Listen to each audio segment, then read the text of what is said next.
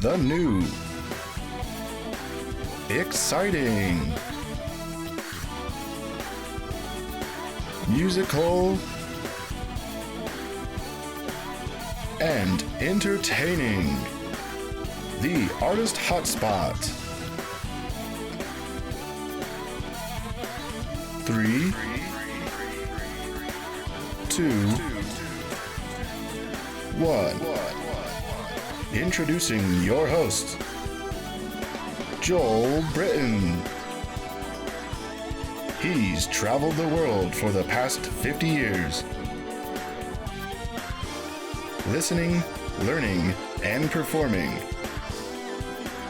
And now he's bringing it to you.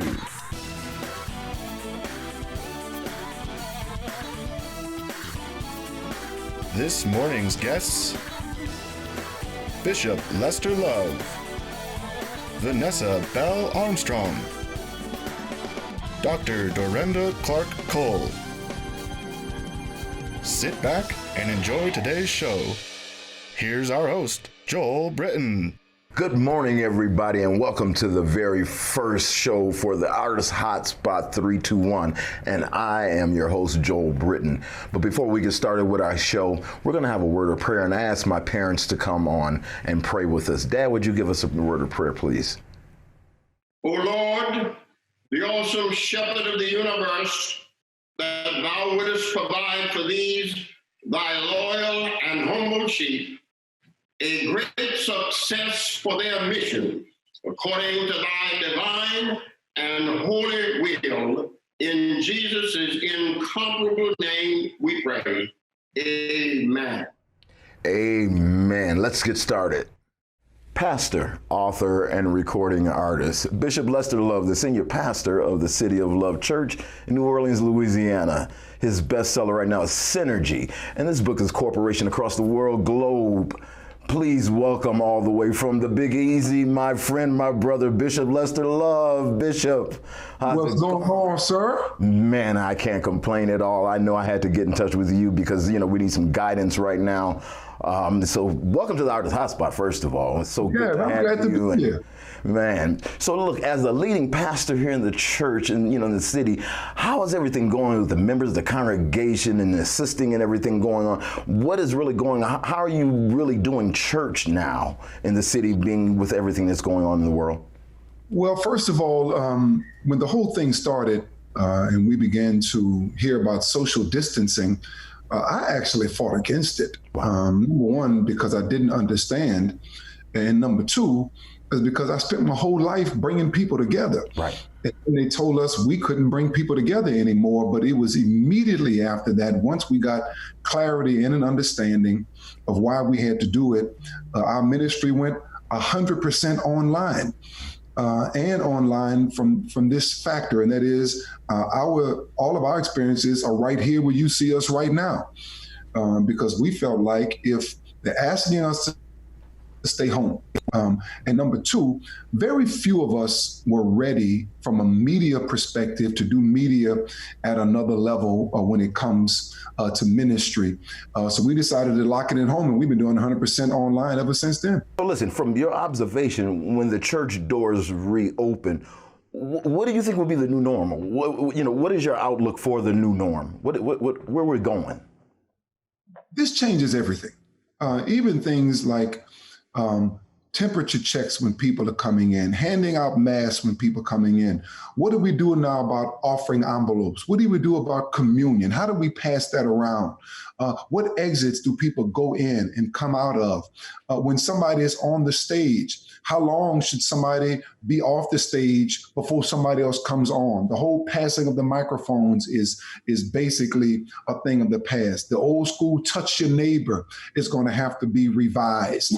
We're doing our best to think about everything. So what we did was formulate a committee of people, including our business world, our educational world, and those who work in the medical field, and bring together a team of people to let us know what should we be doing to properly prepare to come back, so we can think of everything we possibly can to keep our people safe. Now, how has it impacted you financially? The church, the Black church especially. How has it impacted financially? You know, for some people, because the reach is so large now, some people are doing okay, but we had to readjust everything. We had to readjust our budgets. We had to readjust our staffing. We had to readjust everything that we do. We had to do what everybody else did, contact our mortgage company and say, okay, now we know we're going through COVID, help us work through this. So it has been challenging from the perspective of bringing harmony to all of these things. But as a whole, I think the church, for the most part, is doing okay as a church entity. But at the same time, I think it's important that we make sure that the people are okay during this time. So we're doing everything we can to stay on top of people, everything from grassroots phone calls that we're making. We're constantly on social media. We're constantly emailing, constantly texting to let people know that we are here for them, not just to minister the word, but also to be with them through this process. Okay, well, you know what? Now I got to get to this because, you know, this is a musical show, right? So I traveled the world with you singing and doing your thing, and we played the clip before you came on. So now, what are your music upcoming plans? What are you going to do musically? People got to hear you sing. What are you going to do? First of all, we miss you. That's the first thing. We miss you. And for those who don't know, Dr. Joel Britton is one of the top keyboardists in the world, and worked together with Bishop Morton for such a long time. And then he and I worked together, and you made things so easy because you're such a great musician. But on the musical side, we're looking to re-sign again. We're talking to a couple of people again and looking to do something a little bit different to make sure that that our music side also stays live. I always did like, as you know, the R&B feel in church. So that's the kind of things we're looking to do now, something that's very non-traditional, but that can speak to the times. And I believe that some of the greatest songs that we knew and know, should I say, spoke to the times, and they speak to the times. So those are the kind of things we're looking at in the midst of COVID-19, in the midst of racial unrest and economic unrest. We want to do something that speaks specifically to this particular time. So we got something we beginning to work on now. Any books? No, we just recently released something more of a workbook where we are teaching people the name of God being I am, and whatever you put behind I am will begin to manifest in your life. So we've got that particular workbook coming, and then that's going to be a whole series of messages and teaching people the power of those two powerful words, I am.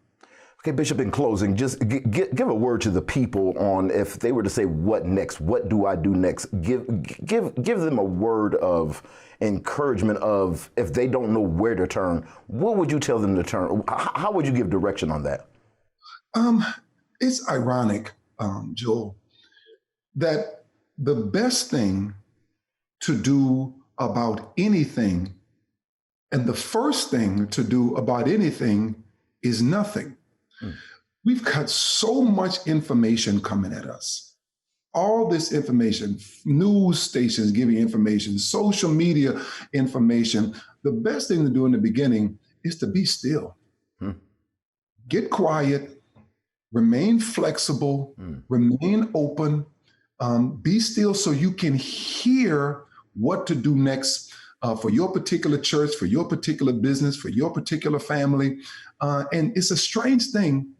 The more quiet you get, you'll just know what you need to know in the time that you're going to need to know it. So I would encourage leaders all across the world, before we jump out there and do anything, before we move too fast, before we move too slow, just to breathe. Breathe.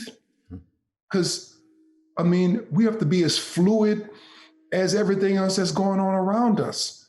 And if we try to go back to do what we used to do pre-COVID, we are going to fail. Some of the things we were doing before COVID, we should have been stopped doing a long time ago. Lord.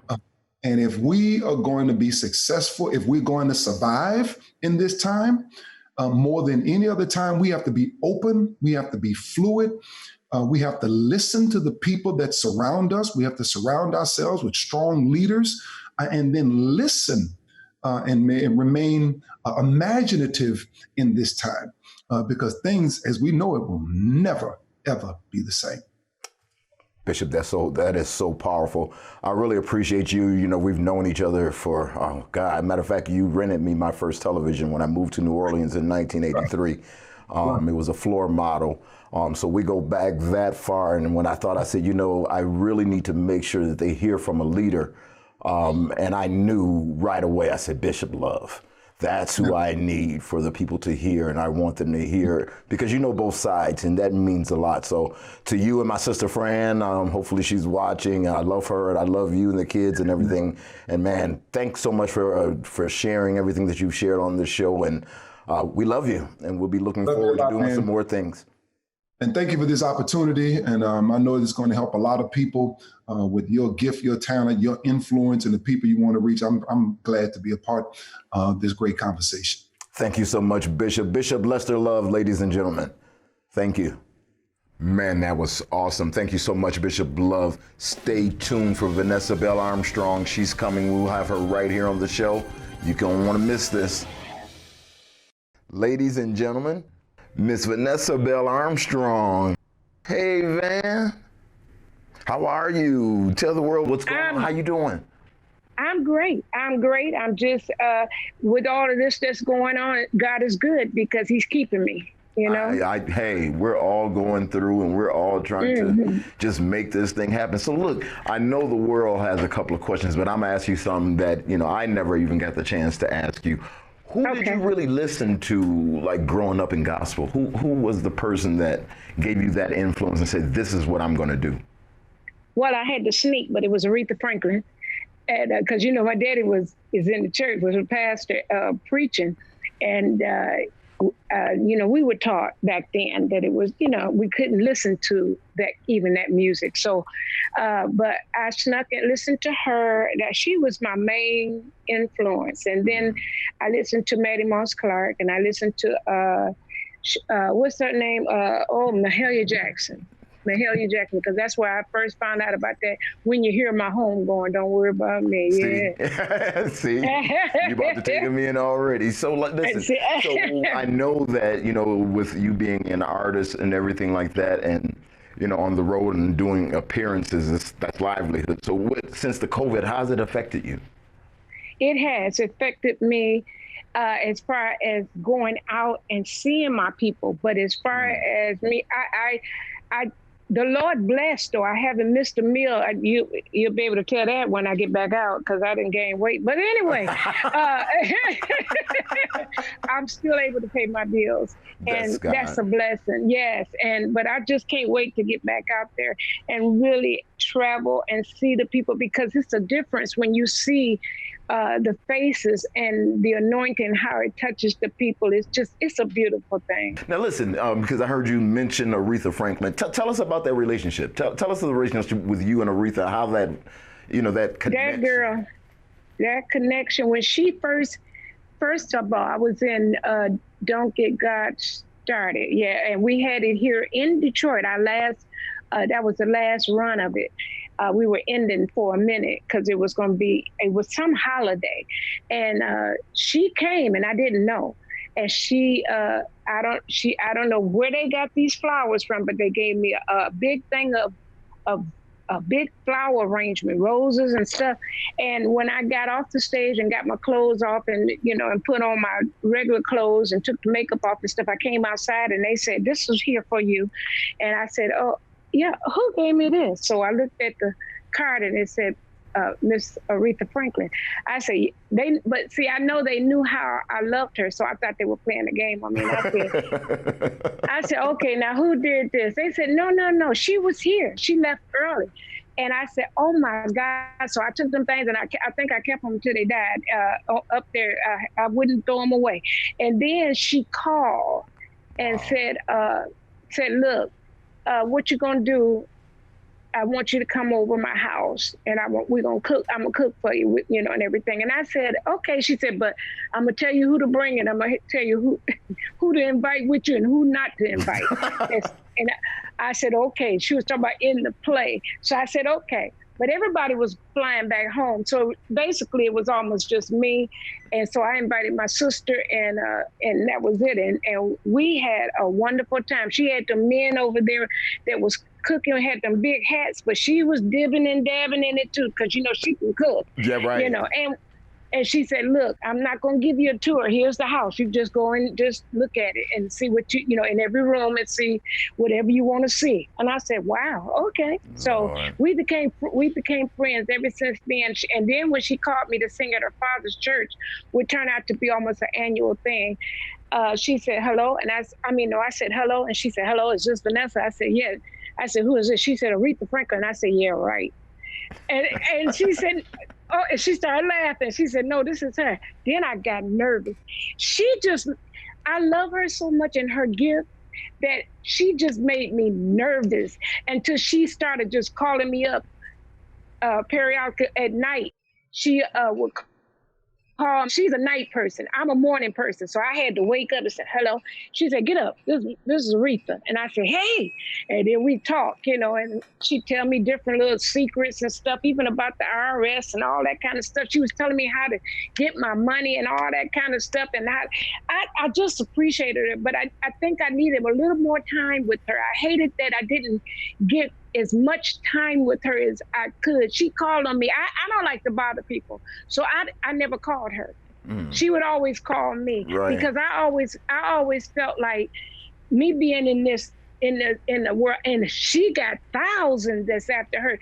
I wanted to give her privacy, so I never would bother. I figured if she wanted to talk to me, she would call me, and that's just what she did. Wow. So Vanessa, because we got to start wrapping it up, I want you to give some advice to because this is what the show is about, the young artists coming up. If you were to tell a young artist something of how to get started or what to do or what not to do, what would be your advice? Well, things are so different now.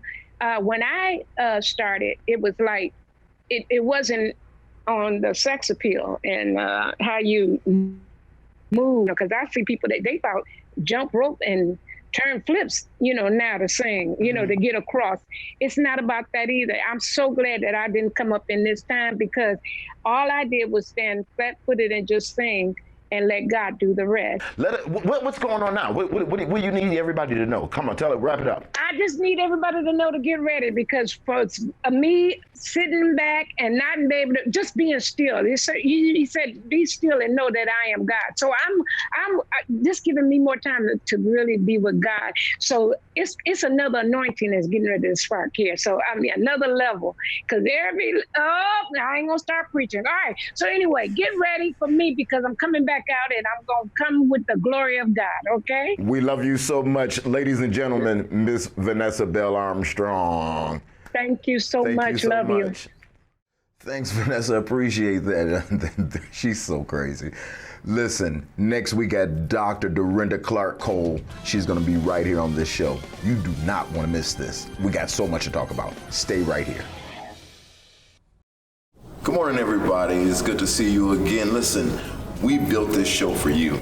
I need to see you. I need to see your clips. I need you to send what you do to me, because we want the world to see it. The only way that people can see it is if you send it to us. The website is right there on the bottom of your screen. Send your information to us and we're going to get back to you. Hopefully you'll be on the show, but we won't know unless you send it in. We're looking for you right away. Welcome back, everybody. I'm very excited about our next guest. Listen, globally known as the member of the legendary Clark sisters and the daughter of Dr. Mattie Moss Clark, Dr. Dorinda Clark-Cole has made an indelible impact on music and ministry ever since she was a young girl growing up in her native Detroit. The multiple Grammy and Stellar Gospel Music Award recipient joins me to talk about her recent movie and music ministry and family. Please welcome the incomparable Dr. Dorinda Clark-Cole. It's been so long. How have you been? I've been wonderful in this pandemic, my Jesus. I know that's right, huh? I mean, it's been crazy. It has been real crazy. And you know what, Joey? We never, ever thought this would have ever happened to us. I know. I know. And that's what's incredible about this whole thing, because nobody, not even a prophet, saw this coming. That's true. I mean, nobody saw this came and hit us like a bolt of lightning. And I mean, it's like, wow. I mean, 1 minute you're at church, the next minute you're not, and it's just going nuts. So listen, how has it been since the release of the movie? I mean, oh my goodness, it's been phenomenal, Joey. Now you know, because you born and raised in Detroit, so. For us here in Detroit, and me and my sisters, we are just like, oh God, is this happening again? It feels like the Grammys again. You know, the success behind it, you know, and then of course the church has embraced it, and we've really not gotten any negative vibes from this thing. I mean, how can you? I mean, it's been phenomenal. It's gone global. I mean, it's had a global impact, I'm sure, right? Yes, it is a global impact. Matter of fact, we was hearing today that, of course, in Nigeria, they've been hearing about it. They want to get it over there. And it's just been something to see how just the story of some little girls that lived on Sorrento. Right on the corner, right off Curtis. Absolutely, and had a lady called Mattie Moss Clark. Lord. Who raised her girls up on that corner, and the rest is history, you know. So even with that, how was it living in the household with the Mattie Moss Clark, the Dr. Mattie? I mean, I know it had to have been pandemic living in there, because she expected, I mean, she used to scare me because she used to throw shoes. And whenever I saw that shoe coming, I was like, uh-oh. We were at midnight music. Oh, no, I saw it with my own two eyes. So, I mean, coming up in that household, I mean, how was that? I mean, it was an experience to see. I mean, when we really look back and see how we've lived through all of that, and because my mother was a really sweet lady. She really was. And you had to have known her to understand her. And what I mean by that is she had certain ways, but because my mother loved young people, and she always had, and you know it, Joey, she's always had young people around her. And she taught us. Absolutely. She taught you about God, and you know the way to live holy in that day, and you know it was like either you're gonna live holy or you ain't gonna be in my choir. You know what? And I thought about that, and I said, "Wow, they did a movie." I said, "I wonder if Mattie was alive. What would she say?" Now, what would she say? What do you think she would say with that? Right. Well, I think Mama would say, "Y'all did a darn good time. Y'all did it." Yeah, she'll say, "Y'all did it." And you know, just to see, especially the eunuch scene, which showed eunuch 5, and when it was the church sing, and then she was on the choir. And I want to ask you this, Joey. Did you see her when she was actually directing the choir? In the movie? In the movie. Yes. She directed Anjanou, the girl that played my mom. You're right. And her directing the choir, and her hands was just going exactly like mom. It was amazing. Oh, it was almost scary. It was scary. It was so scary. And then when I saw her give the mic to Kiara, and I'm like, oh, Jesus, that is just Karen. I mean, Kiara played Karen to the T. I know that had to have been amazing for her to sit there and play the history of her mom's life. And so, look, was there any scenes they cut that didn't make the cut? Yes, it was quite a few. It was quite a few scenes that we had wrote into the script. And we had to really kind of cut a lot, because within 2 hours, they just couldn't put everything in. So everybody's up there saying, "Is it gonna be a movie 2? So those are. I mean, we had situations in there about my brother Leo. I know that has not been in the movie, and there's just a whole lot of other scenes that we, wanted to see, but we couldn't put it all in. So but what we saw was just enough so everybody could see, what our life story was. I know that's right, because you have a lot of people out here, they're wondering literally what's next. So, and that's my next question. What is next? What's next? What do we need to look for next? Is there anything that you're doing on your own, or the sisters coming? Because I know the sisters, y'all booming now. So it's like, what do we look for? Yes. Well, we got, of course, we just became number one on Billboard. I saw that. Yeah. So that's and that's what we had the interview earlier with the BET Awards that's coming up, and so we were really, really excited about that. And then, of course, all of these other things that are happening with us. If number one here, we may be a number one there. You just never know what God is doing. So we're moving really good and swiftly, and it's so funny because BET did a red carpet. So me and my sisters did the red carpet. Wow. And so when we came on the set to do the red carpet, we was like, well, where is the red carpet? And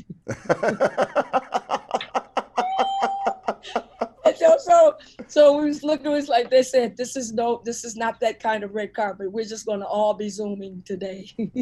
Oh, wow. Yeah, Go ahead. This is our new norm. So it really is. It's become, I'm doing rehearsals online now because of this whole situation. And I mean, it's taking the world for a loop, with ministry and everything. And we really have to be prepared, for this time, because a lot of people are losing faith throughout this whole, because they really don't know what's next. They don't know what to expect. Our leadership is doing a lot that, and then we look to the church again, and we look to pastors and preachers as yourself to lead and guide us and to tell us where to go. So I am so happy for you all, and I am so happy. I mean, you all are like my sisters. We've known you all of our life, me and Gabby and Phil. That's and right. we Absolutely. sang together. And they part of our family. Y'all part of our family. Forever. Family. And the Clarks, listen, we grew up Old State Temple. How about that joke? I mean, Bailey Cathedral with the midnight musicals, and I mean, we did all of everything. We had more church than we could shake it. You got to excuse my earpiece, and everybody excuse my earpiece, but we're going to fix this. But we used to have so much church. It was crazy, and that was really our foundation. That taught us and brought us to today and prepared us for today. And we never knew that hard work like that, and then getting screamed at, and is like, no, that isn't right. Go practice again. And we never knew that would bring us to today. So your success is like unbelievable, and I'm so proud to say that I know all the Clark sisters and grew up and was in the same building, and we love you so much. And thank you so much for joining us on the show. You've made this whole show just amazing. We love you so much. Dorinda Clark-Cole, everybody. Love you all. Thank you, Joy, for having me. Oh my God, this was amazing. I had a great time. I hope you had a good time. I hope you had a good time like I did. I really do. But look, we'll be here next week, same time, same place. But until I see you on the next time, be better. If you enjoyed today's show, please feel free and visit our website and sow a seed.